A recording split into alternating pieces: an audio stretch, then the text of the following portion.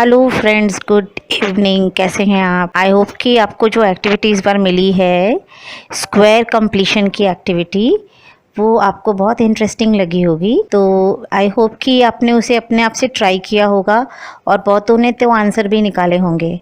तो चलिए आज हम लोग इसका डिस्कशन करते हैं। तो स्क्वायर कंप्लीशन में क्वेश्चन इस तरह से है कि एक स्क्वायर पार्ट है, कोई स्क्वायर शेप है, उस शेप को दो पार्ट में कट कर दिया गया है। एक पार्ट से को क्वेश्चन के रूप में रिप्रेजेंट किया जा रहा है और दूसरे पार्ट को चार ऑप्शंस में से किसी एक ऑप्शन में रखा गया है और आपको ये पता करना है कि उन चारों ऑप्शन में से कौन सा पार्ट है जिसको क्वेश्चन वाले पार्ट में सेट कर दें तो कंप्लीट स्क्वायर बन जाए। चलिए बताती हूँ मैं। तो इसका सबसे अच्छा तरीका क्या है कि जो आपका क्वेश्चन वाला पार्ट दिया है उस पार्ट को पेंसिल से स्क्वायर के शेप में कंप्लीट करने की कोशिश करिए। कि वो शेप जो है स्क्वायर के रूप में कंप्लीट हो जाए।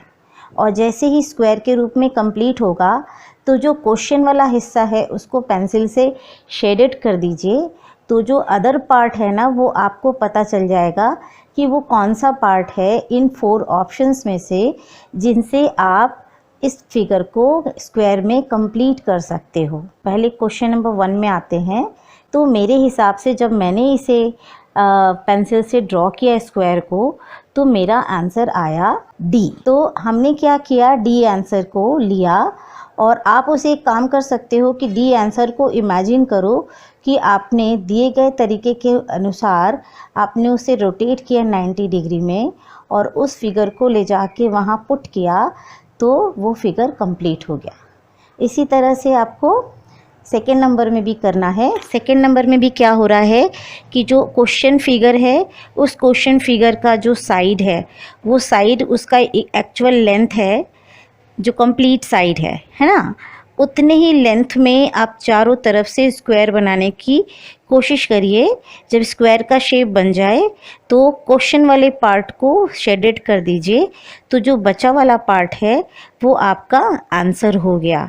और इस तरह से मुझे पता चला कि ये आंसर है आपका बी नंबर आंसर हो रहा है। और देखिए बी नंबर को अगर आप 2 टाइम्स रोटेट करेंगे और रोटेट करके आप उस वाले फिगर पे सेट करेंगे तो उस फिगर पे जाके कंप्लीट स्क्वायर बना देगा। अब आ जाते हैं थर्ड नंबर पे। थर्ड नंबर पे भी सेम काम करिए। स्क्वायर को क्वेश्चन वाले फिगर में स्क्वायर को कंप्लीट करिए। जैसे ही आपका स्क्वायर कंप्लीट हो जाए तो क्वेश्चन पार्ट को शेडेड करिए तो आपको आंसर पार्ट दिखेगा। और उस आंसर पार्ट को देखिए यहाँ पे कैसे रोटेट कर रहे हैं 90 डिग्री और रोटेट करके उसको ले जाके हम फिगर में लगा रहे हैं तो ये फिगर कंप्लीट हो जा रहा है। इसका मतलब क्या हो गया, इसका आंसर हो गया डी। ठीक, अब आ जाते हैं हम लोग नेक्स्ट पर। नेक्स्ट क्या है आपका, नेक्स्ट है क्वेश्चन नंबर 4। क्वेश्चन नंबर 4 में भी सेम काम करिए। आप पहले पिक्चर को कंप्लीट करिए, कंप्लीट करके क्वेश्चन पार्ट को शेडेड करिए और जब क्वेश्चन पार्ट शेडेड हो जाए तो क्वेश्चन पार्ट को से आंसर पार्ट को आप देख सकते हैं। और देखिए यहाँ पे आंसर पार्ट को लिया गया और ले करके उसे 2 टाइम्स रोटेट करके जब हमने उसे पुट किया तो पहुंच गया आपके इस पूरे स्क्वायर में, कंप्लीट हो गया। और इस तरह से पता चल गया हमें कि इसका आंसर भी डी है ना। इसी तरह से 5 नंबर पे आ जाइए। 5 नंबर पे भी सेम काम करना है आपको। करने के बाद आप देखोगे कि जो आपका अनशेडेड पार्ट निकला उस अनशेडेड पार्ट में आप देखोगे कि आंसर जो मिला है उसको अगर रोटेट करके आप लगा रहे हो तो आपका आंसर निकल के आ रहा है डी। इसका मतलब 5 का भी आंसर डी हो गया है ना।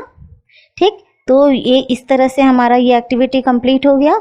और इसे करने में आपको बहुत अच्छे से ध्यान देना होगा। सबसे अच्छा तरीका इसका यही है, सबसे सिंपल तरीका, कि आप जो भी क्वेश्चन पार्ट है उसको स्क्वायर में कंप्लीट करिए और स्क्वायर में कंप्लीट करने के बाद उस क्वेश्चन वाले हिस्से को शेडेड करिए तो जो आपका ऑप्शन का हिस्सा है वो अपने आप आपको वहाँ विजिबल होगा। तो यहीं से मेरी एक्टिविटी कंप्लीट होती है। मिलते हैं दूसरी एक्टिविटी में। बाय।